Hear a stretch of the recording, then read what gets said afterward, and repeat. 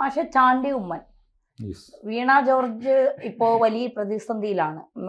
ഈ ആരോഗ്യ മേഖലയുമായി ബന്ധപ്പെട്ട് കോട്ടയം മെഡിക്കൽ കോളേജിൽ സംഭവിച്ച വീഴ്ചകൾക്കൊക്കെ എന്ത് ചെയ്യണമെന്നറിയാതെ ഇങ്ങനെ നെട്ടോട്ടം ഓടുകയാണ് ആരോഗ്യമന്ത്രി. അതിനിടയിലാണ് കുഞ്ഞൂഞ്ഞ്, അതായത് കോട്ടയത്തുകാരുടെ അല്ലെങ്കിൽ കേരളത്തിന്റെ ജനകീയനായ മുഖ്യമന്ത്രി ഉമ്മൻചാണ്ടിയുടെ മകൻ ചാണ്ടി ഉമ്മൻ, ഇത്ര മാത്രമല്ല കോട്ടയം മെഡിക്കൽ കോളേജിന് അകത്തുള്ള വീഴ്ച, ഇതിനപ്പുറമുണ്ട് എന്നിപ്പോൾ തുറന്നു കാട്ടുകയാണ്.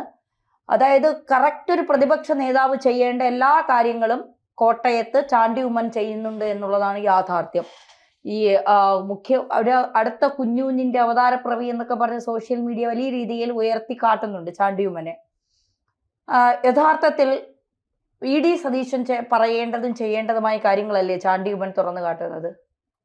അങ്ങനെ കാണേണ്ടതില്ല. എനിക്ക് തോന്നുന്നു ഓരോ ജില്ലക്കും മിനി പ്രതിപക്ഷ നേതാക്കന്മാർ വരാം.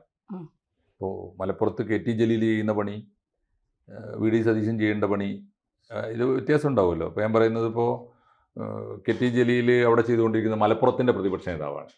ആര് ഭരിച്ചാലും ഇതല്ല, ഇടതുപക്ഷം ഭരിക്കുമ്പോഴും. അപ്പോൾ ഇപ്പോൾ UDF ഭരിക്കുകയാണെങ്കിൽ പ്രതിപക്ഷത്തിന് വേണ്ടി സംസാരിക്കും. LDF ഭരിക്കുമ്പോഴും മലപ്പുറത്തെ സാമൂഹ്യാവസ്ഥ ആരായിരിക്കും ഭരിക്കുക? ലീഗായിരിക്കും ഭരിക്കുക. അപ്പോൾ അവിടെ നിന്നൊരു പ്രതിപക്ഷ സ്വരത്തിന് കോട്ടയത്തും അത് സാധ്യതയുണ്ട്. എനിക്ക് തോന്നുന്നു ഈ ചാണ്ടി ഉമ്മൻ അച്ഛൻ്റെ നിഴലിൽ നടക്കുകയും അങ്ങനെ രാഷ്ട്രീയത്തിൽ വരികയും അച്ഛൻ്റെ വലിയ സഹതാപ തരംഗത്തിൽ ജയിച്ചു കയറുകയൊക്കെ ചെയ്ത ഒരാളാണ്. പക്ഷെ കുഞ്ഞുഞ്ഞ് കേരള രാഷ്ട്രീയത്തിലെ ഒരു വലിയ മാതൃകയാണ്. കുഞ്ഞുഞ്ഞ് നമുക്ക് എന്തൊക്കെ അദ്ദേഹത്തിൻ്റെ ആശയത്തോടും രീതിയോടും പാർട്ടിയോടും ഒക്കെ വിയോജിപ്പുണ്ടായാലും അദ്ദേഹത്തിൻ്റെ ഈ നമ്മൾ പറയില്ലേ ജനസ്വാധീനം എന്ന് പറയുന്നത്, പുതുപ്പള്ളി എന്ന് പറയുന്നത് കുഞ്ഞുഞ്ഞാണ്. അത് എന്തുകൊണ്ട് അങ്ങനെ ആയി? വെറുതെ ആയതല്ല. അദ്ദേഹത്തിന് ഒരു കൃത്യമായ നയപരിപാടി റുട്ടീനുണ്ട്. അവിടുത്തെ നമ്മൾ പറയില്ല, നമ്മളിപ്പോൾ പറയുന്നത് വലിയ കുറ്റം പറയുമല്ലോ, ഒരു വീട്ടിലെ തെരണ്ട് കല്യാണത്തിനും മിന്നുകെട്ട് കല്യാണത്തിനും ഒക്കെ MLA ചെല്ലണം, അത് വിളിച്ചില്ലെങ്കിലും പോകണമെന്ന് വാശി പിടിക്കുന്ന ഒരാളാണ് ഉമ്മൻചാണ്ടി. പോകുമെന്ന് മാത്രമല്ല, അദ്ദേഹം അവിടെ ഇല്ലെങ്കിൽ, നാട്ടിലില്ലാത്ത സമയത്താണെങ്കിൽ ആ മണ്ഡലത്തിലെ ഏത് പാർട്ടിക്കാരനാവട്ടെ, ഏത് സമുദായക്കാരനാവട്ടെ, അദ്ദേഹത്തിൻ്റെ വോട്ടറാണ്. അപ്പോൾ ബന്ധപ്പെട്ട ആളുകൾ ആ വാർഡിൽ നിന്ന് വിവരം അറിയിക്കും, ഇന്ന സ്ഥലത്ത് ഇങ്ങനെ. അദ്ദേഹം ഒന്നുകിൽ അവിടെ നാട്ടിലുണ്ടെങ്കിൽ ചെന്നിരിക്കും, പരിവാരം ഒറ്റക്കല്ല, അതൊരു പാർട്ടി പ്രവർത്തനമാണ്. നാട്ടുകാരെയൊക്കെ അറിയിച്ചിരിക്കും കുഞ്ഞുഞ്ഞ് വരുന്നുണ്ട്, എന്നിട്ട് ആ വീട്ടുകാരെ അവർ കാലേ കൂട്ടി കാത്തിരിക്കും. ആ വീട്ടുകാർ ഉള്ള കട്ടൻ ചായയും വെച്ച് ഉണ്ടാക്കി കാത്തിരിക്കും, കാരണം കുഞ്ഞുഞ്ഞ് വരുന്നു. എന്നാൽ അങ്ങനെ ഒരു കൾച്ചർ ഉണ്ടാക്കിയിട്ടുണ്ട്. അത് ചെറിയ കാര്യമല്ല, അവർക്ക് വലിയ ആഘോഷമാണ്. എന്നിട്ട് അദ്ദേഹം പോരുമ്പോൾ സാമ്പത്തിക ശേഷിയൊക്കെ എന്തെങ്കിലും സഹായം ആവശ്യമുള്ളവർക്കാണെങ്കിൽ കൊടുത്തിട്ട് പോരും. ഇൻ കേസ് കുഞ്ഞുഞ്ഞ് അവിടെ ഇല്ലെങ്കിൽ, അവിടെ നാട്ടിലില്ലാത്ത സമയം വിചാരിച്ചു, അയാളുടെ പ്രതിനിധി കൃത്യമായിട്ട് അവിടെ എത്തിയിരിക്കും. കുഞ്ഞുഞ്ഞിൻ്റെ പേര് എഴുതിയിട്ടൊരു കവർ കൊടുത്തിരിക്കും. കവർ കൊടുക്കുക എന്ന് പറയുന്നത് പണം കൊടുത്തിട്ട് പണം ഉണ്ടാക്കാനോ വേണമെങ്കിൽ അതിനൊക്കെ അങ്ങനെയൊക്കെ ആരോപിക്കാം. അങ്ങനെ അല്ല, അതൊരു പങ്ക് ചെല്ലുകയാണ്, ഒരു സഹായം, ഒരു പങ്കാണ്. കുഞ്ഞുഞ്ഞിൻ്റെ സാന്നിധ്യമാണത്. അതൊരു വലിയ, ഞാൻ കുഞ്ഞുഞ്ഞിനെതിരായിട്ട് എനിക്ക് തോന്നുന്നു നമ്മുടെ അന്ന് SFIയുടെ അല്ല ഇതിനു മുമ്പ് ഒരു സ്ഥാനാർത്ഥിയായിട്ട് അവിടെ മത്സരിച്ചില്ലേ കുഞ്ഞുഞ്ഞിനെതിരായിട്ട്? സിന്ധു ജോയ് മത്സരിച്ച സമയത്ത് ഇലക്ഷൻ പ്രവർത്തനത്തിന് പോയിട്ടുണ്ട്. അവിടെ ഇടതുപക്ഷ സാംസ്കാരിക പ്രവർത്തകരുടെ ടീമിന്റെ ഭാഗമായിട്ട് ഞങ്ങൾ ഭക്ഷണം കഴിക്കുന്ന വീട്ടിൽ നിന്ന് ഞങ്ങളോട് ഭക്ഷണം വിളമ്പി തരുമ്പോൾ പറഞ്ഞു, പക്ഷേ ഭക്ഷണമൊക്കെ ഞങ്ങൾ തരും, കുഞ്ഞുഞ്ഞ് മത്സരിക്കുമ്പോൾ വോട്ട് ചോദിക്കരുത്. ആര് കമ്മ്യൂണിസ്റ്റുകാരുടെ വീട്ടുകാരായി പറയണേ? വെറുതെ ആണോ കുഞ്ഞുഞ്ഞ് ഒരു കാലത്തും തോൽക്കാത്തത്? അതൊരു ഒരു പണിയാണ്. ഒരു കാര്യം കൂടി ഞാൻ പറയാം, കേരളത്തിലെ വേറൊരു രാഷ്ട്രീയ പാർട്ടിക്കും അപ്പണി അറിയില്ല. ഞങ്ങൾ കേരളത്തിലെ ഈ ജയിച്ചു പോരുന്ന വലിയ വമ്പന്മാരായ ഏതെങ്കിലും ഒരു കമ്മ്യൂണിസ്റ്റ് പാർട്ടി നേതാവിനെ അങ്ങനെ മണ്ഡലം കാണിച്ചു കൊടുത്താട്ടെ.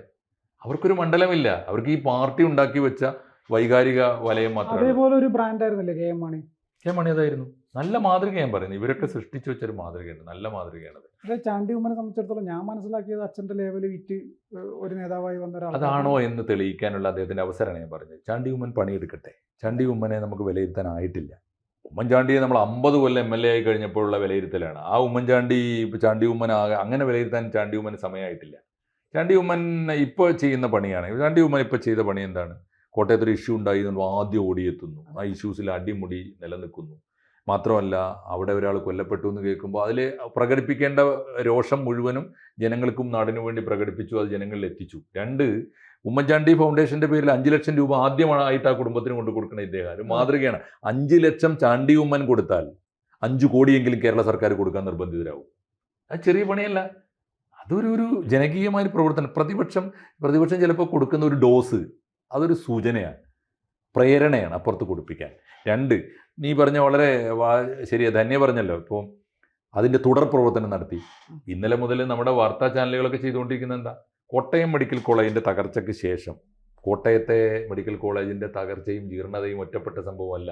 അവിടുത്തെ തന്നെ ഹോസ്റ്റൽ SFIക്കാരായ കുട്ടികളാണ് കൊണ്ടുപോയി മീഡിയക്ക് കാണിച്ചു കൊടുക്കുന്നത്. കണ്ടോ, ഞങ്ങൾ കിടന്നുറങ്ങുന്ന ഹോസ്റ്റൽ ഇതാണ്, എത്രയോ കാലമായി ഞങ്ങൾ എല്ലാ രാഷ്ട്രീയ നേതൃത്വത്തോടും ഉദ്യോഗസ്ഥ മേധാവികളോടും പറയുന്നു.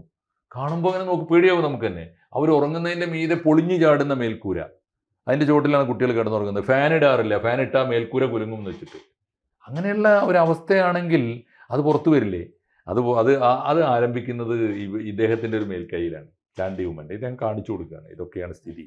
അതുകൊണ്ട് നമ്മുടെ ആരോഗ്യരംഗം എന്തുമാത്രം രോഗാതുരമാണ്. സത്യത്തിൽ അതിൻ്റെയൊക്കെ തുടർച്ചയാണ് വീണ ജോർജ് പ്രതിസന്ധിയിലായത്. വീണ ജോർജ് തലയിൽ മുണ്ടിട്ട് ഇന്ന് രാവിലെ ആ കുടുംബത്തെ കാണാൻ പോയല്ലോ. കാരണം എന്താണെന്നറിയോ? മന്ത്രിസഭയിൽ ഒറ്റപ്പെട്ടു, മുന്നണിയിൽ ഒറ്റപ്പെട്ടു, പാർട്ടിയിൽ ഒറ്റപ്പെട്ടു. പാർട്ടി നേതാക്കളുടെയൊക്കെ സോഷ്യൽ മീഡിയയിൽ ഇവർ മൗനം കൊണ്ടെന്തെങ്കിലും പിന്തുണക്കുന്നുണ്ട്, പ്രതിഷേധിക്കുന്നുണ്ട്. പണ്ട് ഉണ്ടോ ഇങ്ങനെ ഒരു മന്ത്രിയെ വഴി തടയാൻ തുടങ്ങുമ്പോൾ ഡിവൈഎഫ്ഐക്കാർ നോക്കി നിന്നിട്ടുണ്ടോ? ഇല്ല, ഡിവൈഎഫ്ഐക്കാർ മൗനമാണ്. ഇന്നലെ ഇപ്പോൾ ആരോ പത്രക്കാരോട് പറയുന്നുണ്ട്, ഞങ്ങൾ വല്ലാതെ കളിച്ചാൽ ഞങ്ങൾ നോക്കി നിൽക്കൂല എന്നൊക്കെ പറയുന്നുണ്ട്. ആ പറച്ചിലേ ഉള്ളൂ എന്ന് പറഞ്ഞാൽ ഒറ്റപ്പെടുന്നുണ്ട്. പിണറായി വിജയൻ ചികിത്സ കഴിഞ്ഞ് വരുമ്പോൾ ഒരു പക്ഷേ പിണറായി വിജയൻ്റെ ഒരു ട്രാക്ക് റെക്കോർഡിൽ നിങ്ങൾ ഓർത്ത് നോക്കൂ. ഒരു ഗവൺമെൻറ്റിൻ്റെ ഇമേജിന്, അദ്ദേഹത്തിൻ്റെ ഗവൺമെൻറ്റിൻ്റെ ഇമേജിന് വലിയ കളങ്കം വരുന്നു എന്ന് കണ്ടാൽ ഏത് വേണ്ടപ്പെട്ടവനെയും ബലിയാടാക്കാൻ പിണറായി വിജയന് യാതൊരു മടിയില്ല. EP ജയരാജനെ എടുത്ത് പുറത്തിട്ടില്ലേ? ഒന്ന് KT ജലീലിനെ പുറത്തിട്ടില്ലേ? യാതൊരു മടിയില്ല അദ്ദേഹത്തിന്. അപ്പോൾ അത് ചെയ്തേക്കും. അതുകൊണ്ട് ഇപ്പോൾ വീണ ജോർജിനെ നന്നായിട്ട് അറിയാം, തൻ്റെ കാലം അസ്തമിച്ചിരിക്കുന്നു. കാരണം ആരും ഇപ്പോൾ വീണ ജോർജിനെ പിന്തുണക്കാനും സഹായിക്കാനും ആരാ ഉണ്ടാവുക? സൗകര്യം കിട്ടുമ്പോൾ സഭയുണ്ടാവും, പുറത്താവുമ്പോൾ ആരും ഉണ്ടാവില്ല. അതായത് അധികാരത്തിന് സഭയ്ക്ക് ഉപയോഗപ്പെടുന്ന മട്ടിൽ ഒരാളെ പ്രൊമോട്ട് ചെയ്യാൻ പറ്റുമെങ്കിൽ സഭ ചെയ്യും. പുറത്തു പോകുമ്പോൾ രക്ഷിക്കാൻ അവർക്ക് കഴിയില്ല. വീണ ജോർജ് രാജിവെക്കേണ്ട ഒരു സിറ്റുവേഷൻ വന്ന അവരുടെ രാഷ്ട്രീയ ഭാവി അവസാനിച്ചു. തീർന്നല്ലോ. വീണ ജോർജിന് എന്താണുള്ളത്? പാരമ്പര്യമില്ല, പാർട്ടി പ്രവർത്തനമില്ല. വീണ ജോർജിന് എന്താ ഉള്ളത്? സഭയുടെ ഒരു പിന്തുണ കൊണ്ട് സീറ്റ് കിട്ടി മന്ത്രിയായി എന്നുള്ളതാണ്. അതിനുള്ള അമർഷവും രോഷവും ഒക്കെ പാർട്ടിക്കകത്ത് നേരത്തെ ഉണ്ട്. ആരാണിവർ? ഒന്നാലോചിച്ച് നോക്കൂ. ഇതിനു മുമ്പ് ആരോഗ്യമന്ത്രി ആയവരൊക്കെ ട്രാക്ക് റെക്കോർഡ് എടുത്തു കൊടുക്കൂ. SFI കാലം തൊട്ട് പാർട്ടി പ്രവർത്തനം നടത്തിയവരാ. നിങ്ങൾ PK ശ്രീമതി എടുത്തോളൂ, നിങ്ങൾ ശൈലജ ടീച്ചർ എടുത്തോളൂ. ഇവരൊന്നും അങ്ങനെയല്ല, ആരോഗ്യമന്ത്രിമാരൊക്കെ അങ്ങനെയാണ്. അപ്പോൾ അത് അവർക്ക് നല്ല ബോധ്യമുണ്ട് എന്നാണ് ഞാൻ മനസ്സിലാക്കുന്നത്. ചാണ്ടി ഉമ്മൻ കറക്റ്റാണെന്നേ. ചാണ്ടി ഉമ്മൻ പ്രതിപക്ഷത്തിൻ്റെ പണി അദ്ദേഹത്തിൻ്റെ. ചാണ്ടി ഉമ്മനെ അങ്ങനെ എനിക്ക് തോന്നുന്നില്ല. VD സതീശനെ ഔട്ട്ഷൈൻ ചെയ്യാനൊന്നുമല്ല. VD സതീശൻ ചെയ്യേണ്ടത് സതീശൻ ചെയ്യട്ടെ. പക്ഷെ കോട്ടയത്ത് ഒരാൾ വേണമല്ലോ, മലപ്പുറത്ത് ഒരാൾ വേണമല്ലോ. എല്ലാ ജില്ലയിലും അവർ ചെയ്യേണ്ട പണി ചെയ്യട്ടെ എന്നേ. ഇപ്പോൾ അനിൽ അക്കരെ തൃശ്ശൂർ ചെയ്യുന്ന പണിയുണ്ടല്ലോ, ഓരോ ജില്ലയിലും ആളുകൾ വരട്ടെ. അതല്ലേ ഇതിൻ്റെ പ്രതിപക്ഷത്തിൻ്റെ കൂട്ടായ്മ എന്ന് പറയുന്നത്. ചാണ്ടി ഉമ്മനെ ഈ സമയത്ത് ക്ലാപ്പ് കൊടുത്ത് പ്രോത്സാഹിപ്പിക്കേണ്ടതാണ്, പണികളാണ് അദ്ദേഹം ചെയ്യുന്നത്. വെറും വർത്തമാനം പറയുകയല്ല, വർക്ക് ചെയ്യുന്നുണ്ട്. അതിൻ്റെ റിസൾട്ട് ബന്ധപ്പെട്ട വിക്ടിംസിന് എത്തിച്ചു കൊടുക്കുന്നുണ്ട്, തുടർ പ്രവർത്തനങ്ങൾ നടത്തുന്നുണ്ട്. പുതുപ്പള്ളിയിലിപ്പോൾ ജയിക്കാൻ വേണ്ടി ഇതൊന്നും ചെയ്യണമെന്നില്ലല്ലോ. അതിനപ്പുറത്തുള്ള രാഷ്ട്രീയ പ്രവർത്തനത്തിന് താല്പര്യവും ഒക്കെ അദ്ദേഹത്തിന് ഡെഡിക്കേഷൻ ഉള്ളത് കൊണ്ടാണല്ലോ. അല്ല മാഷെ, ഒരു കാര്യം കൂടെ ചോദിച്ചു നമുക്ക് അവസാനിപ്പിക്കാം. സാധാരണ ഈ കോൺഗ്രസിൽ ഇതുപോലെ ജനങ്ങൾക്ക് വേണ്ടി നിൽക്കുന്നവരെ ഒരുപാട് വളരാൻ പാർട്ടിക്കുള്ളിലുള്ളവർ തന്നെ സമ്മതിക്കാറില്ല. അപ്പോൾ അത്തരം ഒരു വെട്ടുവീഴ്ത്തൽ ചാണ്ടി ഉമ്മന് മേലുണ്ടാകുമോ? സാധ്യതയില്ല. കാരണം ആ കോൺഗ്രസിൻ്റെ കൾച്ചർ മാറി. കോൺഗ്രസിൻ്റെ കൾച്ചർ ഒരുപാട് മാറി. ഇപ്പോൾ നിങ്ങളൊന്ന് സൂക്ഷിച്ച് ശ്രദ്ധിച്ചു നോക്കൂ. രണ്ടാം നിരയിലെ നേതാക്കളെ, അതും കഴിവുള്ള, താരതമ്യേന ക്ലീൻ ഇമേജുള്ള നേതാക്കളെ ഒരു പടയോടെ, ഒന്നും രണ്ടുമല്ല, ഇപ്പോൾ ഇന്ന് എണ്ണിയാൽ ഒരു 10 പേരെങ്കിലും നമുക്ക് എണ്ണാൻ പറ്റും. അങ്ങനെ രണ്ടാം നിരയിലെ ഒരു യുവജന നിരയെ വളരാൻ വിട്ട ഒരേ ഒരു പാർട്ടി കേരളത്തിൽ കോൺഗ്രസ്. CPM എടുത്ത് നോക്കൂ, എവിടെയുണ്ട് യുവജന നേതാക്കൾ കൊള്ളാവുന്ന ഒരാളുടെ പേര് പറയാൻ? ഇല്ലല്ലോ. BJP ഒട്ടുമില്ല. അതുള്ളത് കോൺഗ്രസിൽ മാത്രമാണ്. അതുകൊണ്ട് നമ്മളതിലേക്ക് കടക്കണോ? ചാണ്ടി ഉമ്മൻ്റെ കൂട്ടത്തിലൊക്കെ M സ്വരാജിൻ്റെ പേര് പറഞ്ഞാൽ നമ്മൾ കുളിക്കേണ്ടി വരും. അത് നമുക്ക് വേറൊരു വിഷയമായിട്ട് എടുക്കാം. തീർച്ചയായിട്ടും ഒരു മനുഷ്യനുമില്ല CPM എന്ന് പറയുന്നതാണ് ശരി. അതുകൊണ്ട് കോൺഗ്രസ്സിൽ ആ വെട്ടിനിരത്തലിൻ്റെ കാലം കഴിഞ്ഞിരിക്കുന്നു. കോൺഗ്രസ്സിൽ യുവ നേതാക്കളുടെ ശേഷിയെ ഉപയോഗപ്പെടുത്തുന്ന ഒരു കാലം വന്നിരിക്കുന്നു എന്ന് വേണം കാണാൻ. അതിനെ നമ്മളിപ്പോൾ കേരളത്തിന് വേണ്ടി സ്വാഗതം ചെയ്യണം.